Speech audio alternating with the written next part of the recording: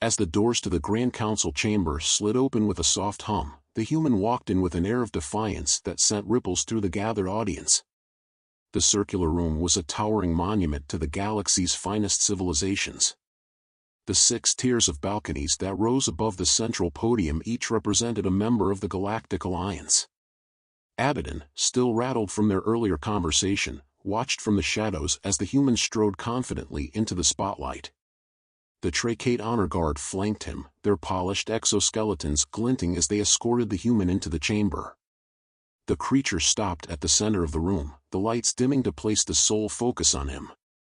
The Council of the Alliance sat high above, their figures cast in shadow, only the faint glimmer of their jewels and armor catching the light. The human's presence in the chamber was a monumental occasion, first contact with a species that had never before been part of the galactic stage. What should have been a day of celebration now felt fraught with tension. The human's earlier revelation hung heavy in the air, and whispers swept through the council members seated on their balconies. At the highest tier sat the Togan Pring, their iridescent quills shifting as they exchanged subtle glances, their regal postures stiffened. To their right, the Zophin, slender reptilians with their cold, predatory gazes locked on the human below. The glistening Mac, lumbering mammals with sharp tusks, were unusually silent, their breath echoing through the chamber. Even the usually chatty prey, a sentient conglomeration of many-bodied entities, were murmuring nervously among themselves. Hike, one of the representatives of the Glit-Pan species, an amphibious race known for their diplomacy, slouched in his seat, his eyes never leaving the human. His mind swam with disbelief. 38 planets? Was that possible? No one had detected such an expansion from this primitive species. If what the human claimed was true, it would destabilize the delicate power structure that had held the galaxy in place for centuries. The chamber fell into a heavy silence as the High Counselor, Zion, rose from his seat, his towering frame draped in ornate robes of deep crimson. His eyes glinted with a mixture of curiosity and suspicion. We gather here today to welcome the representative of humanity, a race we had not encountered before their unexpected appearance at the edge of our territories. And now, we wish to understand, just who are you? The human, standing alone in the vast chamber, tilted his head slightly, as if considering how to respond. Then, in a calm and measured tone, he spoke. I am Ambassador Isin Varick, representative of the Terran Federation. We come in peace, but we do not come unprepared. His voice, steady yet assertive, carried through the chamber, amplified by the speakers embedded in the walls. For many cycles, we thought we were alone in the universe. We explored, we expanded, and we built. We knew we couldn't rely on others, we didn't know you existed. But we have thrived. Isin's eyes scanned the balconies above him, taking in the cold stares and unreadable expressions of the council members. You've built an alliance. A great one, it seems. But you've kept to yourselves, content in your isolation, while we pushed beyond the boundaries you set for yourselves. There was a low murmur from the council. The Togan Pring whispered among themselves, their jewel-encrusted crests flickering with agitation. One of the Zophin's slit-pupilled eyes narrowed in suspicion. And what exactly are you offering, human? Zion asked, his voice dripping with a mix of curiosity and skepticism. Isin smiled, a small, knowing smirk that seemed to unnerve the council. We offer more than you can imagine. Technology, resources, knowledge, and perhaps most importantly, a new perspective. But let's not pretend this is purely about diplomacy, High Counselor. You want to know what you stand to gain? Zion's eyes darkened. Indeed. While the Alliance is eager to welcome new members, we must be certain of what benefits such an alliance brings us. What are your intentions? Isin's expression shifted, something more primal flickering in his eyes. Intentions? Our intentions are to survive, to thrive, and to ensure the safety of our people. We've been doing that quite well on our own, without the need for assistance. One of the MAC council members grunted, its deep voice rumbling through the chamber. Survival? By what means, human? You claim your people have expanded to 38 worlds. How is that possible, when the Alliance, the most advanced civilizations in the galaxy, only recently achieved such a feat?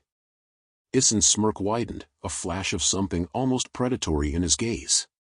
We don't play by your rules. Humanity is adaptable, resilient, relentless. We don't wait for permission to explore, to grow. We take risks you wouldn't even consider. We don't fear the unknown, we embrace it. The silence in the room grew oppressive. The prey, usually vocal and boisterous, were eerily quiet, their amorphous forms rippling nervously. The Zofin representative flicked his forked tongue in agitation, clearly unsettled by the human's confidence. And what do you seek in return? Hike's voice rang out from the lower tiers. His tone, calm yet probing, caught Issen's attention. The human turned his gaze toward the Glitpan ambassador, locking eyes with him. For a moment, it seemed as though the human could see through him, reading his every thought. What do we seek? Issen's voice dropped to a near whisper, yet it carried a weight that sent a shiver through the room. We seek partnership, understanding, and perhaps most importantly, respect. But do not mistake our willingness to cooperate for weakness. Humanity does not submit. We negotiate on our own terms. The council chamber was deathly silent. The tension was palpable, each word hanging in the air like a storm about to break. Abaddon, watching from his secluded corner, felt a pit of dread forming in his stomach. This wasn't how first contact was supposed to go. The Alliance had always been the benevolent hand, offering guidance and advancement to the lesser races. But this human was different, his confidence was unnerving. Zion's voice, sharp and cutting, sliced through the silence. And if the Alliance does not see fit to offer you the partnership you seek? Issen's smile returned, but it was cold. Then I think you'll find out what happens when you underestimate us. The council members shifted uncomfortably in their seats. Zion leaned forward, his eyes narrowing. Is that a threat, Ambassador Varric? Issen's gaze hardened, his voice lowering to a growl. It's a warning. The council chamber exploded into a cacophony of voices, council members shouting over one another in a mix of outrage, disbelief, and confusion. The Trachate guards remained stoic, their antennae twitching slightly as they watched the chaos unfold. But through it all, Issen stood perfectly still, the calm at the center of the storm. He had their attention now. The council chamber erupted into a flurry of noise. The unified voices of the galactic elite, normally so composed, devolved into chaotic murmurs and shouts. Issen Varric stood unmoved, his hands clasped behind his back, observing the turmoil with a knowing gleam in his eyes. High Counselor Zion raised his hand, and the noise ceased at once, though tension still buzzed in the air. His cold gaze settled on the human, trying to dissect the meaning behind Issen's words. You speak of warnings and power, Ambassador Varric, Zion hissed, his voice carrying a sharper edge now. Do not mistake our willingness to listen for fear.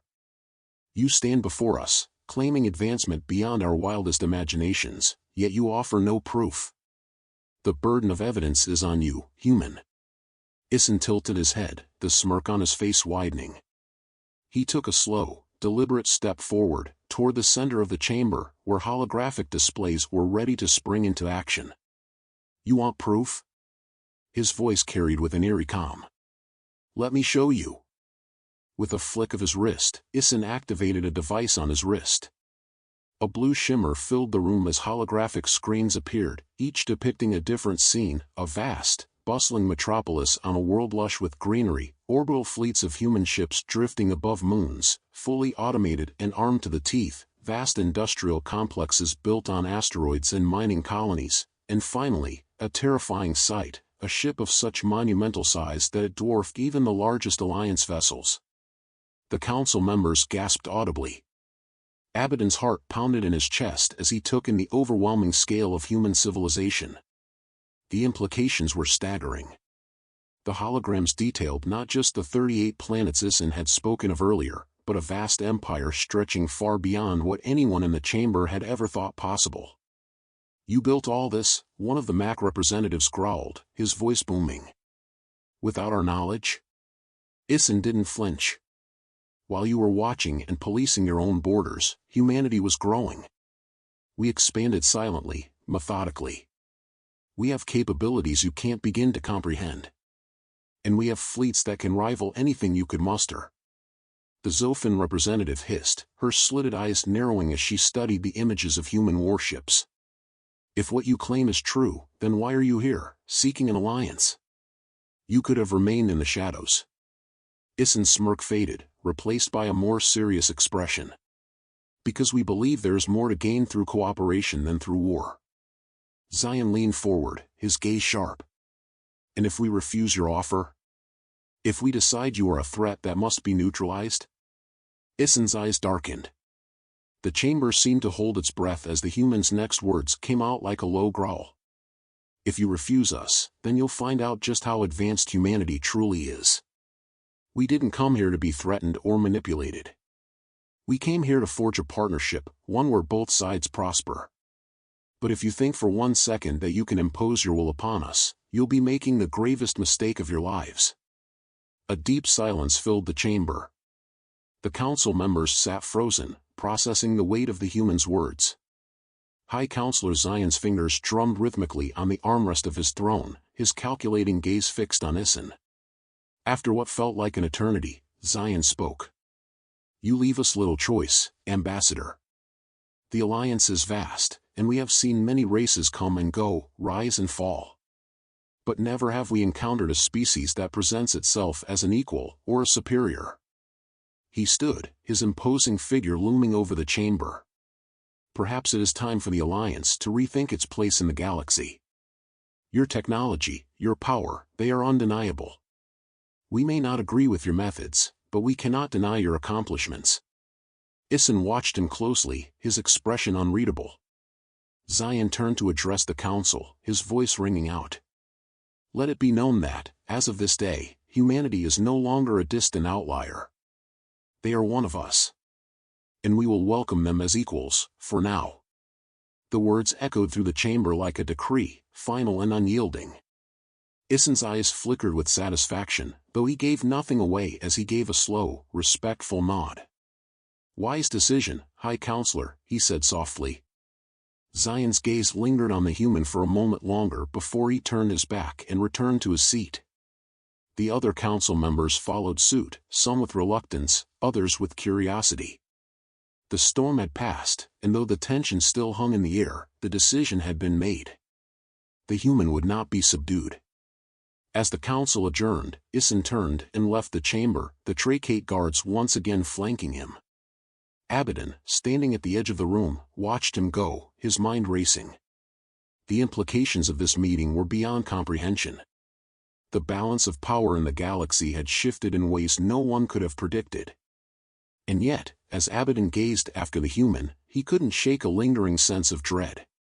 The Alliance had welcomed humanity into its fold, but for how long would the peace last? Perhaps, Abaddon thought with a shiver, humanity had never needed the Alliance at all.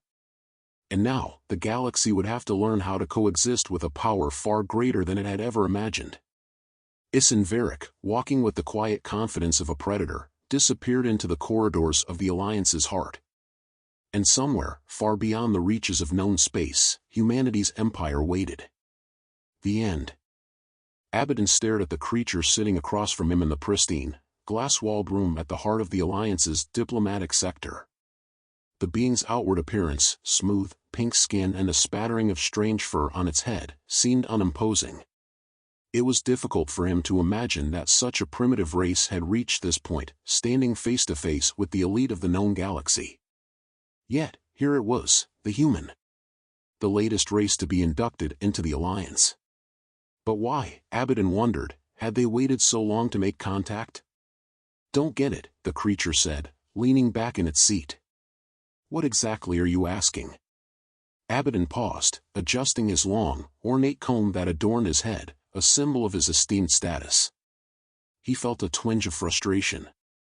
It had taken him weeks of preparation to create a translator capable of bridging their linguistic gap, and yet, this human was making the entire process more difficult than necessary. His insatiable curiosity had driven him into this ambassadorship, but now, at the edge of known space, he was beginning to regret that decision. "I'm asking if your race has achieved Laban Amaden, the great planetary dispersal," Abaddon explained slowly. "Are you familiar with this term?"